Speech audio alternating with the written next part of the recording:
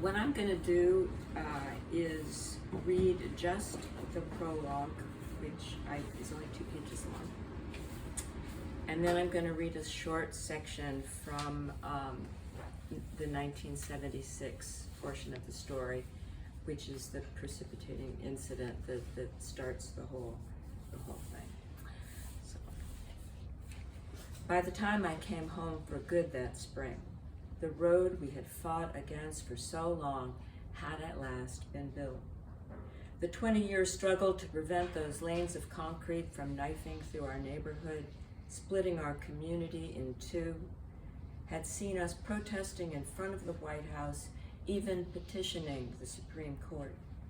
Years of angry voices raised, of sobbing friends ousted from their homes by the Department of Highways, of noisy community hearings and marches and appeals were the steady backbeat of my childhood. But I was no longer a child, and half of my family was gone. Once I and my playmates had run down to the tracks each day to watch the Washington and Old Dominion Railroad train rattle through. Its long whistle a signal to us to leave our games and rush to make sure we didn't miss our chance to wave at the engineer. The rumble of that train was loud, but it faded quickly, and our world would become peaceful again, punctuated only by children's voices. Those tracks were abandoned long ago, then taken by the government. From just beyond the inadequate sound-baffling walls that the construction workers had erected at the bottom of my street, there now lofted the never-ending thrum of traffic from the road we had not been able to stop. The road that killed my father, stole away my sister, and returned the body of Nina Farley to her heartbroken parents. You might say I am being melodramatic, that I am attributing to a mere highway a series of events that likely would have happened road or no road. But I know what I know. I remember how distraught, how angry my father grew as the highway department worked to shut down our voices.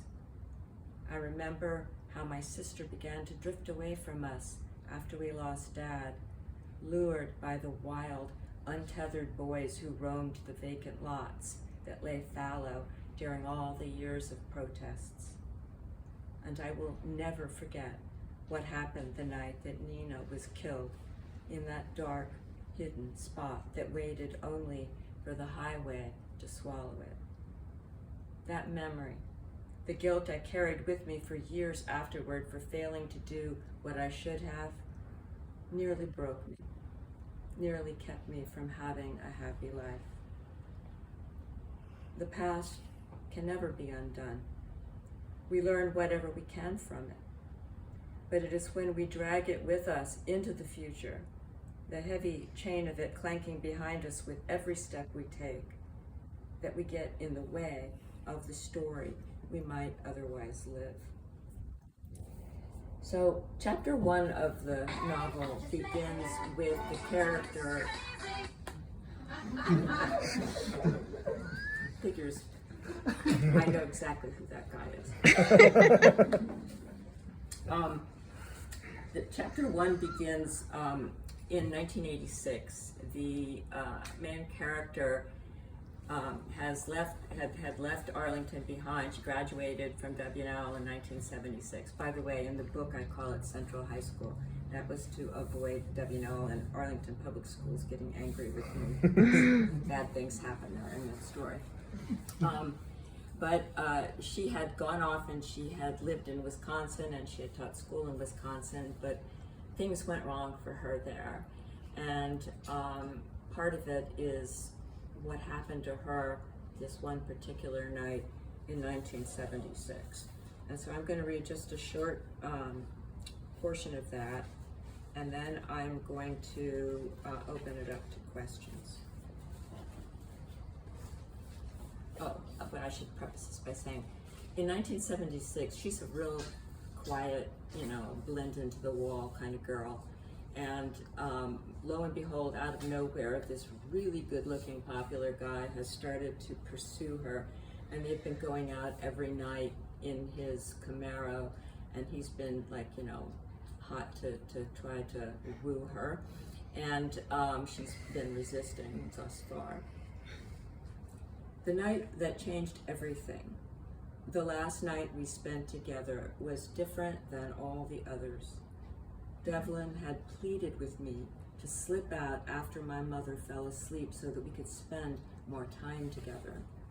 I was terrified of being caught, though I believed my mother would easily sleep through all of it. She was a deep sleeper, and with the humming monotone of the window air conditioner in her bedroom window, it seemed likely that she would hear nothing. But I wasn't positive, and that shred of doubt made me jumpy. I was also terrified of being with Devlin when all the rest of the world was asleep. After midnight, the world was a different place, a place without the same rules I was used to living by. I wanted to be with him, almost couldn't help myself. I wanted his voice and his touch and his scent so strongly, I kept finding myself doing things, saying things I could never have imagined weeks ago. And yet, he scared me a little, and sometimes a lot. It was a beautiful night, warm but not oppressive. The air was full of the scents of honeysuckle and lilac, of damp earth and buds opening, and trees remembering themselves. I got in the car and he sped away from my house, then slowed down as we headed along 15th towards school. He put a tape into the deck as he pulled over on Stafford Street, near the railing that overlooked the precipitous path down to the stream known as Spout Run. I love this song, he said. The opening bars, that piercing harmonica, told me quickly that this was Bob Dylan's song, Sarah, a tune on his Desire album. Devlin knew I had all of Dylan's records. I think it was really me who got him listening to them. It reminds me of you. He paused and looked at me. Of us. I smiled. You know this song is about his wife after they divorced. It's a song about heartbreak, really. He shrugged. I don't care. You can hear how much he misses her and wants her back.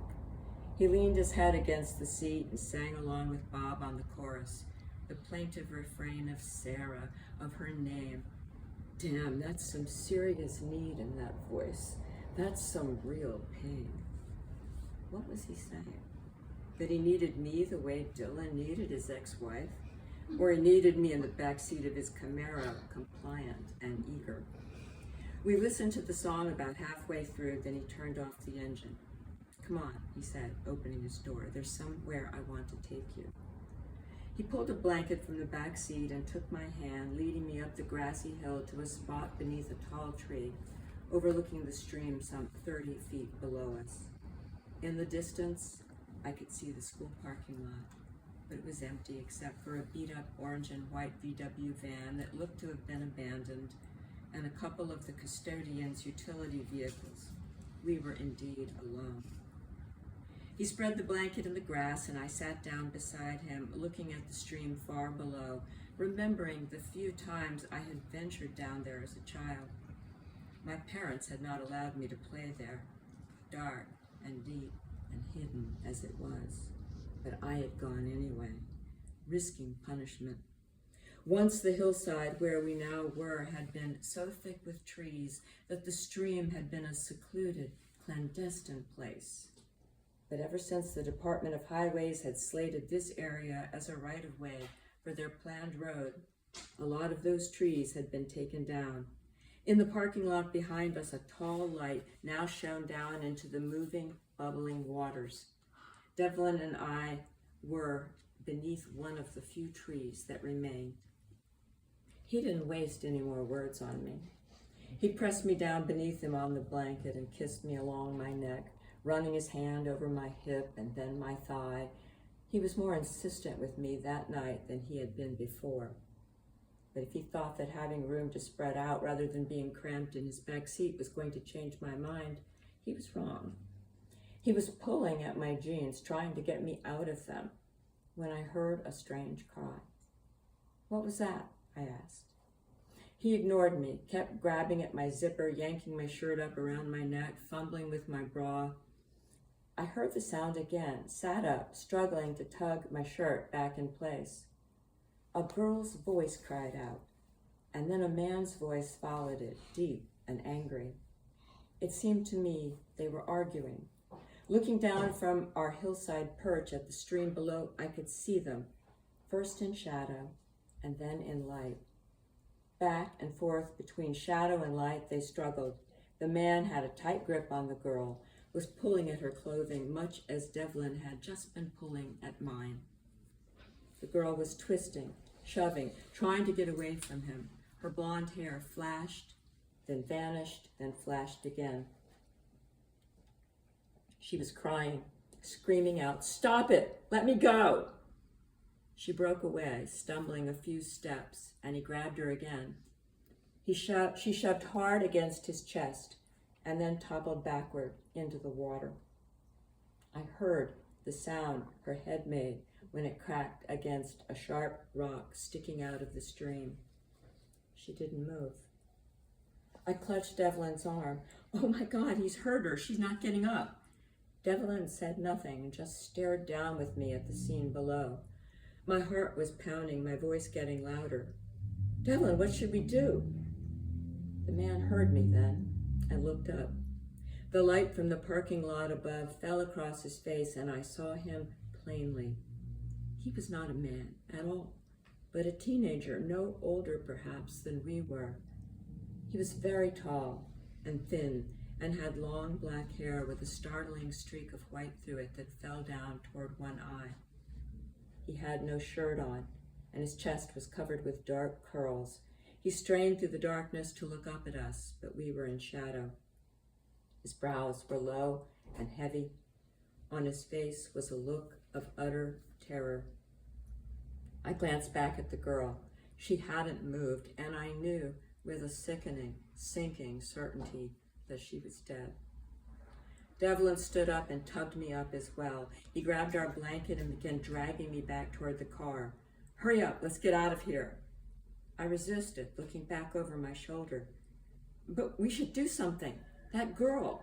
He yanked me harder. "We've got to get out of here, fast." Were we in danger?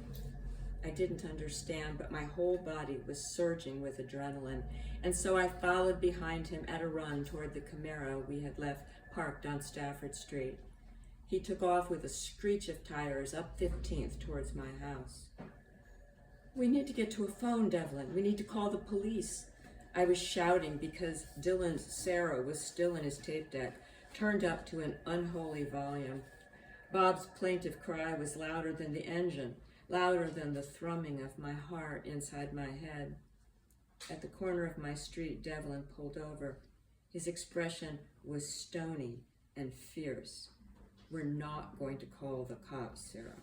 This will get sorted out, but we're not going to be involved in it." "What? What are you talking about?" I asked him. "I think that girl's dead. We have to let someone know." "If we go to the cops, they're going to want our names. They're going to ask a lot of questions. It'll get out that we reported this." The idea of this seemed to panic him even more. "But who cares?" I said. "I don't care if people know I reported this. We have to let someone know." Devlin's eyes narrowed, and he took both of my shoulders in his hands. For a second, it seemed he was going to shake me, but then he let go.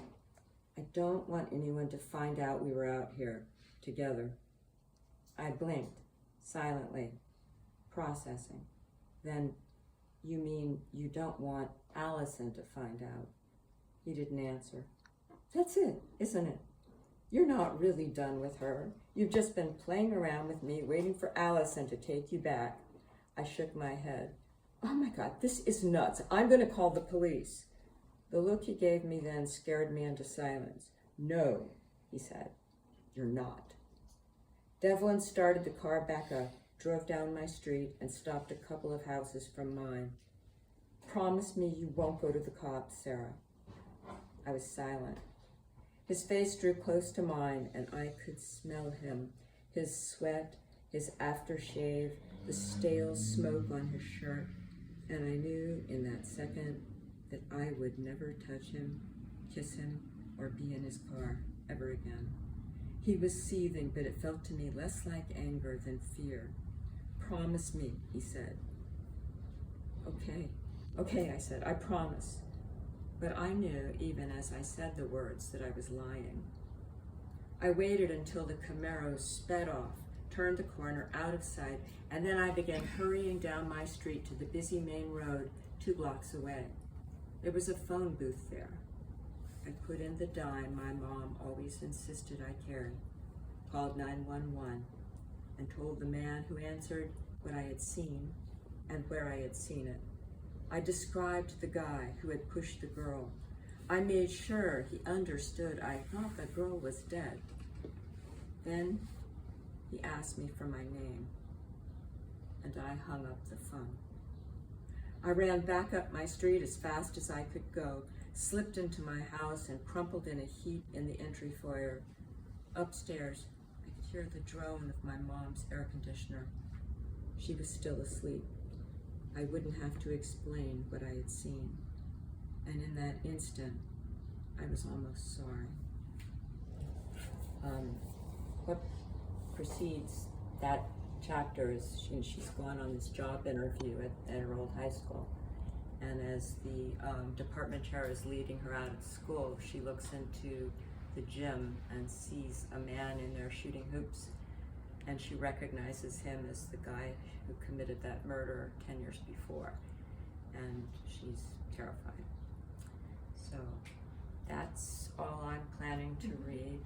If anyone has any questions they'd like to ask, I'm happy to answer them.